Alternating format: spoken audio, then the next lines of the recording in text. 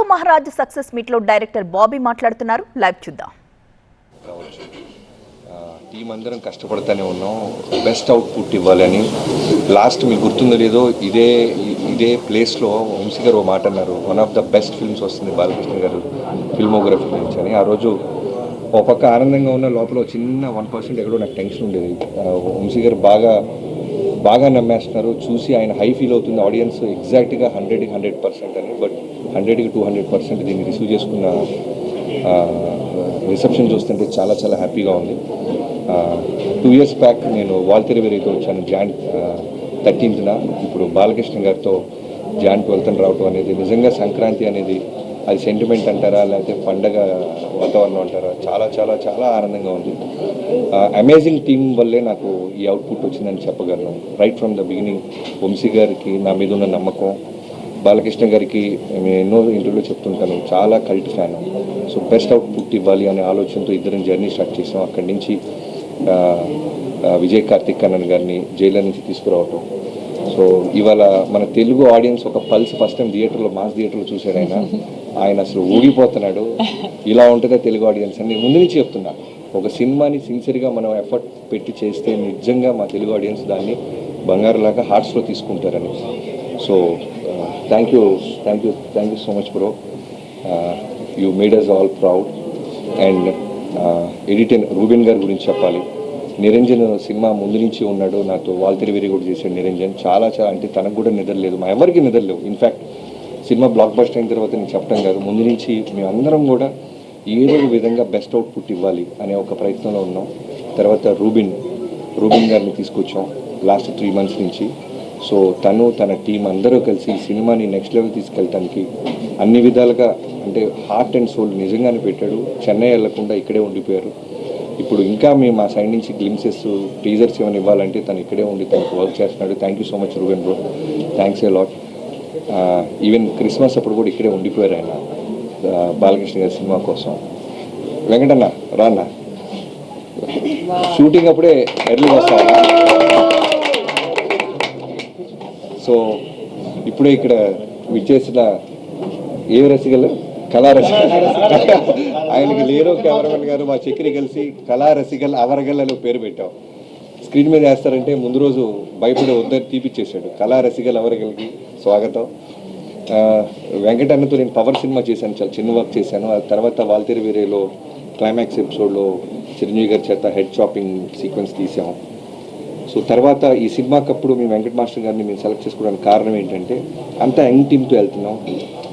Only ఫైట్స్కు రాకూడదు, cinema మొత్తం travel అవ్వాలి, ఓన్ చేసుకోవాలి సినిమాని. అసలు కథగా ఒక రైటర్గా ఒక దర్శకుడిగా నేను అనుకుంటున్న ప్రతి ఫీలింగ్ తనకి ఇంటర్నల్గా హార్ట్కి రీచ్ అవ్వాలని సోలో కార్డ్ వేస్తాం మాస్టర్, మాతో పాటు ట్రావెల్ అవుతారా అంటే అలా జర్నీ స్టార్ట్ చేసిన వ్యక్తి ఎన్నో సినిమాలు ఈ సినిమా కోసం వదులుకున్నాడు. ఇవాళ రోజున థియేటర్లో ఫోన్ కాల్ వస్తున్నాయన్న, క్లాప్స్ కొడుతున్నారన్న, ఇంటర్వెల్ పీక్స్ అంటున్నారన్న, డాకు ఇంట్రో గురించి మాట్లాడుతున్నా, క్లైమాక్స్ గురించి మాట్లాడుతున్నా, తను టోటల్గా మాతో పాటే నిరంతరం ట్రావెల్ అయ్యాడు. Thank you so much master. తను పాపం సినిమా రిలీజ్ ముందు నాకంటే ముందు తొడగొట్టేశాడు. తొడగొట్టి 3 రోజుల నుంచి నిద్రలేదు అడిగి. అన్నా నేను తొందరపడి తొడగొట్టానా, బ్లాక్ బస్టర్ అనే వర్డ్ అంటే హిట్ 100% హిట్ సినిమా తీసామనేది మా ఎఫర్ట్స్, మా నమ్మకం. బట్ ఆడియన్స్ చెప్పాలి, ఒక సినిమా బ్లాక్ బస్టర్ అవ్వాలి అంటే మన చేతుల్లో ఉండదు, మనం ఓన్లీ ఎఫర్ట్స్ సిన్సియర్గా పెట్టగలం. సో ఇవాళ పొద్దున మాతో పాటు థియేటర్గా వచ్చి చాలా ఎమోషన్ అయిపోయాడు వెంకట మాస్టర్.